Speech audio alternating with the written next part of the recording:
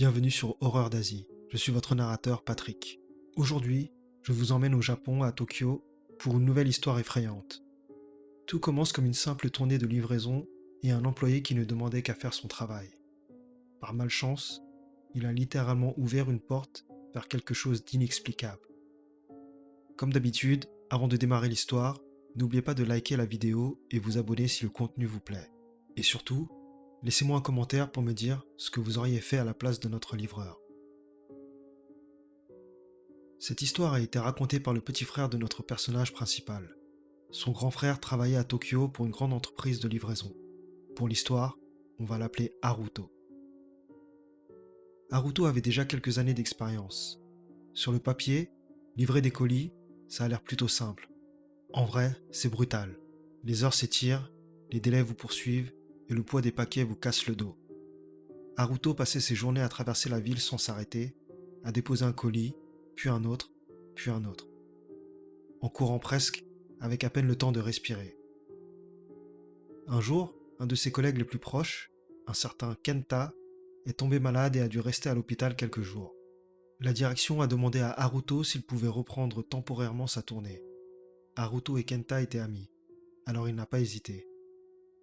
Et puis, il faut être honnête, l'entreprise manquait de personnel. Une tournée en plus, c'était de l'argent en plus. Haruto n'allait pas se plaindre, mais double travail reste double travail. Il savait que ce ne serait pas de l'argent facile. Le problème, c'est qu'il ne connaissait pas la tournée de Kenta. Le premier jour, il s'est senti maladroit. De nouvelles rues, de nouveaux immeubles, des numéros qu'il devait relire 2 fois. Il a mis un moment à prendre ses repères. Parmi les livraisons, il y en avait une adressée à un appartement dans un vieux complexe résidentiel. Le genre de bâtiment immense qui ressemble à un labyrinthe même de l'extérieur. Haruto était déjà passé devant plusieurs fois sans jamais y entrer. Il se rappelle très bien de ce premier passage, parce que c'était le cœur de l'été. Une chaleur épaisse, collante, qui vous trempe le dos. Il a pris le colis, a trouvé l'ascenseur et est monté jusqu'au 7e étage. Dans le couloir, l'air semblait immobile. Il s'est arrêté devant la porte de l'appartement 7C et a sonné. Aucune réponse. Il a sonné une deuxième fois, puis une troisième. La sueur lui collait à la peau et il se sentait ridicule, planté là dans ce couloir étouffant. Il s'est penché, l'oreille contre la porte, cherchant le moindre bruit à l'intérieur.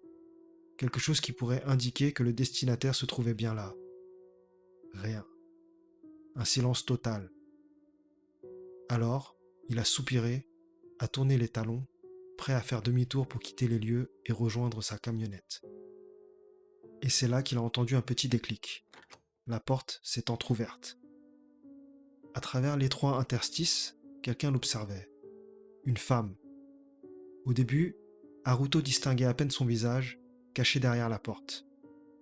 Il a pris sa voix professionnelle et a annoncé qu'il y avait un colis qui nécessitait une signature. Pendant une seconde, elle n'a pas réagi. Elle restait là, immobile, à le fixer à travers l'ouverture. Puis, très lentement, elle a ouvert davantage. Et Haruto l'a vu clairement. Des cheveux noirs, très noirs, comme une nappe d'encre. Une peau claire, des traits fins. Elle devait avoir au début de la vingtaine. Et surtout, elle était d'une beauté presque dérangeante. Comme si elle n'appartenait pas à ce couloir moite et triste. Haruto ne s'y attendait pas. Il a buté sur ses mots avant de réussir à dire « Excusez-moi de vous déranger, madame. Je vous apporte une livraison. J'ai juste besoin de votre signature. » Il lui a tendu le stylo. Elle n'a pas répondu. Pas un mot. Elle le fixait, le visage vide, sans expression.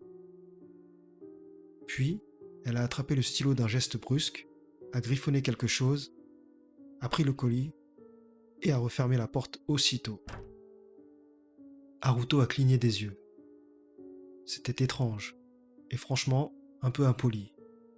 Il a haussé les épaules, s'est dit que certaines personnes étaient comme ça, et il est retourné à sa camionnette pour continuer le reste de sa journée. Le lendemain, il a vu sur sa liste un autre colis pour la même unité, 2 jours de suite. Il est revenu au même complexe. Sans s'en rendre compte, son cœur a fait un petit bond. Il ne savait pas pourquoi, mais une partie de lui avait envie de revoir cette femme. Avant de sortir du véhicule, il a vérifié son reflet dans le rétroviseur, a arrangé ses cheveux et s'est assuré qu'il n'avait rien sur le visage. Puis, il est rentré. Cette fois, dès qu'il a appuyé sur la sonnette, la porte s'est ouverte immédiatement. La même femme était là. Haruto a tenté un ton détendu. « Bonjour, je vous apporte encore un colis. Il faut juste signer ici, s'il vous plaît. » Il a plongé la main dans sa poche pour sortir son stylo. Rien. Son ventre s'est serré. Il a compris tout de suite. Dans sa précipitation à être présentable, il avait dû oublier le stylo dans la camionnette. Gêné, il s'est excusé. « Je suis vraiment désolé. Je crois que j'ai oublié mon stylo en bas. Est-ce que vous en auriez un que je puisse emprunter ?» La femme n'a pas réagi tout de suite. Elle le regardait, silencieuse, pendant de longues secondes. Puis elle s'est retournée et a marché à l'intérieur, sans un mot, disparaissant vers le salon. Et de l'intérieur, sa voix est arrivée, douce, presque tendre. « Pourquoi ne pas rentrer ?» Haruto s'est figé. C'était contre le règlement. Les livreurs n'étaient pas censés entrer chez les clients. Mais sa façon de parler, et le fait qu'elle soit si belle, il n'a pas pu résister à l'invitation. Il a enlevé ses chaussures à l'entrée et a gardé le colis en main, et il est entré. Au fond de sa tête, il a même eu cette pensée absurde. Oublier son stylo était peut-être la meilleure erreur de toute sa semaine. Mais dès le seuil franchi, un détail lui a sauté aux yeux. Il n'y avait pas une seule paire de chaussures à l'entrée. Aucune. Normalement, dans les foyers japonais, on voit toujours des chaussures ou des chaussons alignés à l'entrée. Haruto avait livré assez d'appartements pour savoir ce qui était inhabituel. Là, c'était vide. Il s'est dit qu'elle rangeait peut-être tout ailleurs. Certaines personnes aiment que rien ne traîne. Il a chassé l'idée et a avancé. L'intérieur était impeccable. Pas un grain de poussière, pas de désordre, pas de courrier, pas de vaisselle. Tout semblait parfaitement placé, comme si l'appartement était un décor, un showroom plus qu'un lieu où quelqu'un vivait. Haruto a pensé. Elle est vraiment maniaque de la propreté. Il a tourné au coin du salon et l'a revue. Elle était déjà assise à la table à manger. Dans sa main, un stylo. À côté, une tasse de thé froid. Elle a dit « Faites comme chez vous. Vous devez être fatigué après tout ce travail. » Haruto n'a pas pu s'empêcher de sourire. Un sourire idiot qu'il ne contrôlait pas. Pendant un instant, il s'est imaginé s'asseoir, boire le thé avec elle, discuter comme s'ils se connaissaient depuis longtemps. Puis, la réalité l'a rattrapé. Il était en service. Il avait déjà enfreint le règlement en entrant. Il ne pouvait pas, en plus, accepter à boire. Il a refusé poliment. « Merci beaucoup, madame, mais je ne devrais pas. J'ai encore beaucoup de livraisons aujourd'hui. » Il lui a tendu le papier à signer et elle l'a signé rapidement. Ensuite, elle est restée assise à le regarder, comme si elle attendait quelque chose. Ses yeux étaient toujours aussi vides, mais il y avait maintenant quelque chose d'étrange sur son visage. Un sourire était en train de tirer ses lèvres. Ce n'était pas un sourire naturel. Ce n'était pas un sourire chaleureux. C'était un sourire forcé, comme un mouvement mal appris, comme si elle avait répété devant un miroir sans comprendre quelle émotion devait aller avec. Haruto a senti ce sourire lui coller à la peau. Il a forcé un rire nerveux. « Merci encore. Désolé pour le dérangement. Je vais y aller. » Il s'est tourné vers l'entrée et là, il a entendu un son. Un gémissement long, grave, traînant, qui venait de la chambre près de l'entrée. Haruto s'est arrêté net. Il s'est retourné vers la femme, pensant qu'elle allait réagir, s'excuser, répondre, dire quelque chose. Mais elle ne le regardait même plus. Elle était assise, immobile, le regard planté vers la fenêtre, comme si elle venait de tomber dans une sorte d'absence, comme si le gémissement n'avait jamais existé.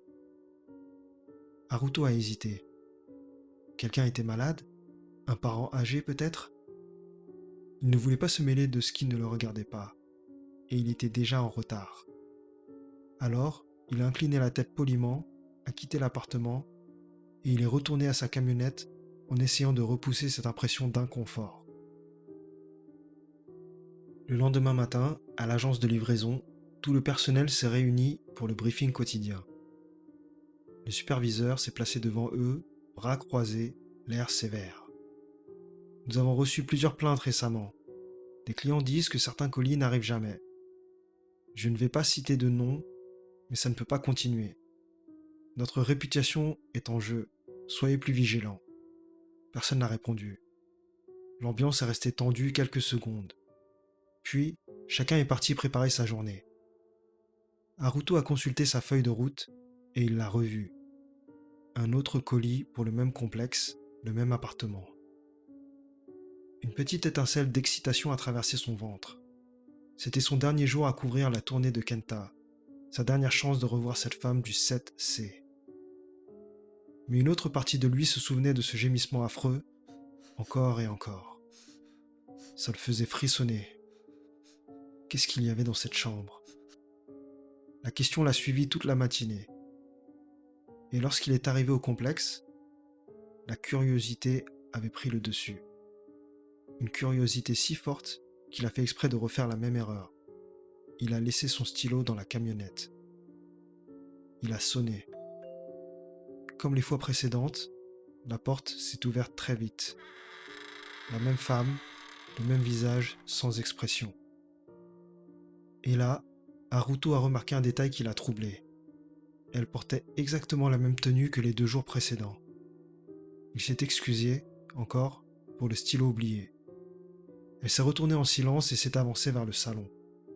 Et encore une fois, cette voix douce a glissé depuis l'intérieur. « Entrez, je vous en prie. » Haruto est entré. Cette fois, dès le seuil, son regard est allé vers la chambre. La porte était entr'ouverte. Son estomac s'est noué. Cette sensation instinctive, celle qui vous avertit que vous allez faire quelque chose que vous ne devriez pas faire. Mais la curiosité a gagné. Il s'est penché, juste assez, pour regarder à travers l'ouverture. Quelqu'un était allongé sur le lit. Un corps sous une couverture, sur le côté, tourné dos à la porte. Le dos montait et descendait lentement, avec des respirations lourdes, laborieuses, comme une personne très malade. Haruto est resté figé quelques secondes. Puis, la silhouette a bougé, comme si elle avait senti qu'on l'observait. Très lentement, elle s'est tournée juste assez pour que son visage apparaisse, et leurs regards se sont croisés. C'était un homme, probablement dans la vingtaine. Ses yeux étaient rouges, injectés de sang. Son regard était flou, vitreux, comme s'il n'avait pas dormi depuis des jours. Et sa bouche était entr'ouverte d'une façon trop large, trop relâchée, presque comme si sa mâchoire ne tenait plus. De la salive coulait d'un coin de ses lèvres, descendait le long du menton et imbibait l'oreiller. Ça ne ressemblait pas à une maladie. Ça ressemblait à quelque chose de mauvais, quelque chose d'inhumain. Chaque poil sur la peau de Haruto s'est dressé, et avant même qu'il ne puisse comprendre ce qu'il voyait, une voix a explosé derrière lui. « Qu'est-ce que tu regardes ?» Haruto a sursauté si violemment qu'il a failli tomber. La femme était juste derrière lui. Il n'avait entendu aucun pas, rien. Le souffle coupé, il a bredouillé. « Je suis désolé. Je n'ai pas voulu. Je ne voulais pas être indiscret. Je n'avais pas compris que votre mari était malade. Je m'excuse, vraiment. Je n'aurais pas dû regarder sans permission. » Il n'a pas attendu sa réponse. Il a posé le colis au sol. Il n'a même pas cherché la signature. Il a fui. Il a couru dans le couloir, a dévalé les escaliers, a traversé le hall, et il n'a même pas ralenti avant d'avoir atteint sa camionnette. Là, seulement, il a levé les yeux vers le 7e étage. Elle ne l'avait pas poursuivi. Alors il a essayé de se rassurer. C'était sans doute son mari. Il est resté assis quelques secondes, à reprendre son souffle. Il se sentait à la fois terrifié et étrangement déçu. Il s'était peut-être fait des films. Il s'était fabriqué une image fantasmée de cette femme, et maintenant, tout lui paraissait brisé, tordu. Il a secoué la tête et s'est forcé à finir sa journée de travail. Le matin suivant, avant même de pointer, on l'a appelé dans le bureau du superviseur. Le visage de celui-ci était sombre. Tu te souviens hier, quand j'ai parlé des plaintes pour des colis non livrés? En réalité, c'était dirigé contre toi. Haruto a cligné des yeux. Contre moi? Le superviseur a continué. Nous avons reçu une nouvelle plainte hier. Dis-moi où tu caches les colis des clients. Une chaleur a envahi la poitrine de Haruto. Je jure que je ne cache rien. J'ai tout livré. Le superviseur n'avait pas l'air convaincu. Les caméras de service te montrent entrer plusieurs fois dans ce complexe résidentiel, toujours avec un colis. Mais tu ne le livres jamais à l'unité cible. Certaines unités là-bas sont vides et pas verrouillées. Est-ce que tu as stocké les colis dans l'une d'elles? À cet instant, les images lui sont revenues comme de l'eau glacée. La femme dans l'appartement impeccable, l'homme sur le lit, les yeux vitreux, et ce sourire artificiel, trop figé. Un frisson a glissé le long de sa colonne. Ce matin-là, Haruto a insisté pour retourner avec son superviseur sur place. Il voulait prouver qu'il ne volait rien et que la femme du 7C pouvait confirmer. Il avait livré 3 colis là-bas, il en était certain. Ils sont arrivés devant la porte. Et tout de suite, Haruto a senti que quelque chose n'allait pas. La porte d'entrée paraissait plus vieille que dans ses souvenirs, plus abîmée, comme si elle avait vieilli d'un coup. Elle ne ressemblait pas à la porte propre et nette qu'il avait vue les jours précédents. Le superviseur a appuyé plusieurs fois sur la sonnette. Silence. Haruto a frappé. Toujours rien. Il s'est dit, peut-être qu'elle n'était pas là. Mais avant qu'il ne termine cette pensée, le superviseur a saisi la poignée. Elle a tourné sans résistance. La porte s'est ouverte. Dans l'entrée, il y avait des colis. Les mêmes colis qu'Haruto avait livrés les jours précédents. Ils étaient empilés proprement et tous encore fermés. Le superviseur a lancé à Haruto un regard tranchant. Qu'est-ce que c'est que ça? Comment tu expliques ça? Haruto, choqué, a ramassé un des paquets, puis un autre, pour vérifier l'adresse. Il jurait qu'il avait lu correctement, mais en regardant de près, il a senti sa bouche se dessécher. Les colis n'étaient pas adressés au 7C. Ils avaient des numéros d'unité différents. Ils étaient bien destinés à ce complexe, mais aucun n'était pour cet appartement. Haruto n'avait aucune explication raisonnable. Et plus il avançait à l'intérieur, plus l'étrangeté devenait suffocante. Le salon était presque vide. Une couche de poussière recouvrait tout. L'air sentait le renfermer, comme si personne n'avait mis les pieds ici depuis des mois, peut-être des années. Il n'y avait aucun meuble, juste une table à manger. Et sur la table, il y avait une tasse de thé froid, comme si quelqu'un venait de la poser. Intacte, non touchée. Le superviseur a fixé Haruto sans avoir besoin de parler. Dans son regard froid, il y avait déjà la décision. Ce fut le jour où Haruto a perdu son travail. Alors qu'il vidait son casier, une employée de bureau est venue le voir. Elle a parlé doucement, comme si elle ne voulait pas que les autres entendent. « Tu faisais des livraisons dans ce vieux complexe, hein? J'ai entendu des choses sur cet endroit. Je ne sais pas quel appartement exactement, mais il y avait un couple marié qui vivait là il y a quelques années. La femme avait de gros problèmes mentaux. Ils se disputaient tout le temps. Les voisins appelaient souvent la police à cause des cris et des hurlements. Tout l'immeuble les entendait. Haruto l'écoutait sans respirer. L'employé avalait sa salive.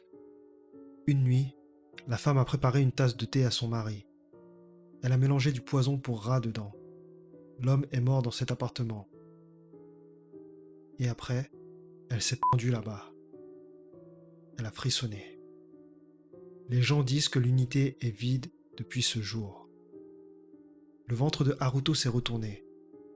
Dans ses pensées, il revoyait encore clairement l'homme sur le lit, ses yeux injectés de sang, sa bouche trop ouverte, la salive sur l'oreiller. Cet homme, c'était le mari. Et la femme n'était pas une cliente. Si Haruto a livré ses colis, alors à qui les a-t-il vraiment remis? Et surtout, dans quel endroit avait-il réellement mis les pieds quand l'appartement lui semblait propre, vivant, parfait? Dans certaines croyances d'Asie, il existe des lieux où les souvenirs les plus lourds se répètent comme si le temps s'y pliait.